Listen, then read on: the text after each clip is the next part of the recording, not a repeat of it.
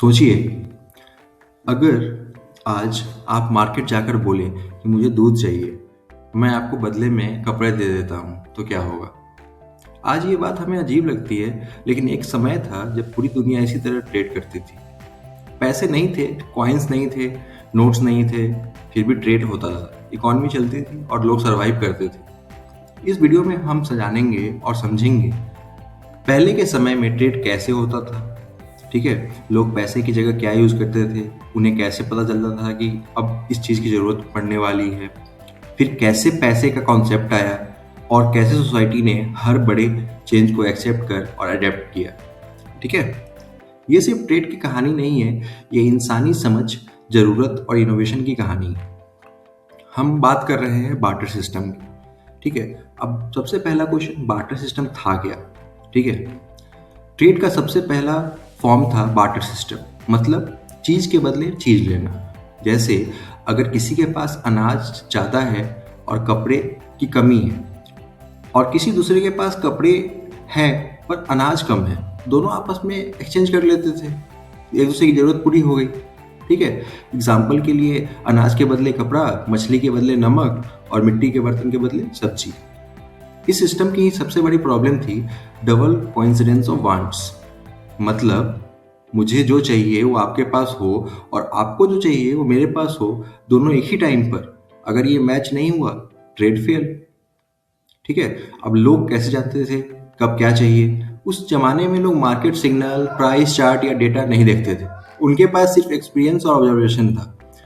Seasonal knowledge, लोग जानते थे किस मौसम में क्या उगता है, किस टाइम किस चीज़ की डिमांड होती है।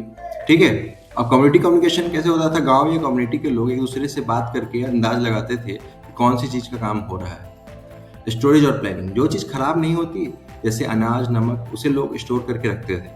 ट्रेड सिर्फ इकोनॉमिक नहीं था, सोशल ट्रस्ट सिस्टम पर बेस्ड था। बार्टर सिस्टम की लिमिटेशंस क्या थी? जैसे जैसे सोसाइटी बड़ी हुई, बार्टर सिस्टम्स की प्रॉब्लम और क्लियर होती गई।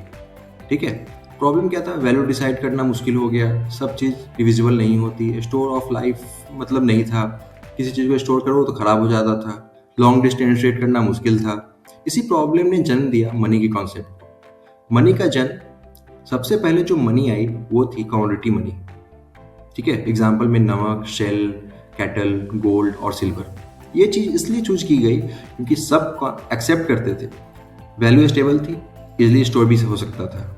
ठीक है, यहाँ से ट्रेड ज़्यादा स्मूथ और सिस्टमेटिक होने लगा। कॉइन्स और पेपर मनी का कॉन्सेप्ट, फिर आया एक बड़ा चेंज, मेटल कॉइन्स। सरकार या राज्य ने गारंटी दी कि इस कॉइन की कितनी वैल्यू होनी चाहिए। बाद में पेपर मनी आया, जिसमें लिखा होता था इस नोट के बदले सरकार इतना गोल्ड देगी आपको। यहाँ से ट्रस्ट शिफ्ट हुआ और गुड्स से हम इंस्टीट्यूशन पर आ गए। और आगे modern trade and digital revolution आया, हम सभी देख रहे हैं अभी। 20वीं शताब्दी में ट्रेड ने सबसे ज़्यादा जंप लिया, बहुत तेज जंप आया।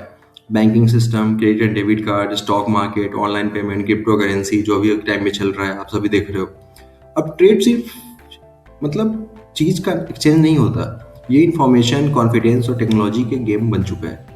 आज हम फ्यूचर की एक्सपेक्टेशन पर ट्रेड करते हैं, जो पहले सिर्फ सर्वाइवल के लिए होता था। लोगों ने अडेप्ट कैसे किया? हर चेंज के टाइम लोगों को डर लगा, लेकिन इंसान की सबसे बड़ी स्ट्रेंथ है एडेप्टेबिलिटी। जिसने चेंज एक्सेप्ट किया वो सर्वाइव कर गया। ठीक है, बार्टर से मनी से डिजिटल पे आ गए, और आज डिजिटल से एल्गोरिदम ट्रेडिंग तक हम यहाँ पहुँच पाए क्योंकि हमने सीखना छोड़ा नहीं, सीखना बंद नहीं किया। इसलिए मैं हमेशा बोलता हूँ, लर्निंग हमेशा जारी रखो। ठीक है, अगर मैं कंक्लूड करना चाहूँ तो मेरे पास लास्ट में यही है, ट्रेड का हिस्ट्री हमें एक बात सिखाता है, इकोनॉमी चीज़ों से नहीं सोच से चलती है। कल जो इम्पॉसिबल लगता था आज वो नॉर्मल हो गया है। सवाल सिर्फ इतना है, क्या हम अगले चेंज के लिए रेडी हैं? अगर आपको ये वीडियो इन्फॉर्मेटिव लगा हो तो लाइक कीजिए, शेयर कीजिए और सब्सक्राइब कीजिए, क्योंकि हिस्ट्री सिर्फ पास्ट नहीं होती, वो फ्यूचर का रोड मैप होता है। Thank you so much Phoenix finance के साथ बने रहने के लिए।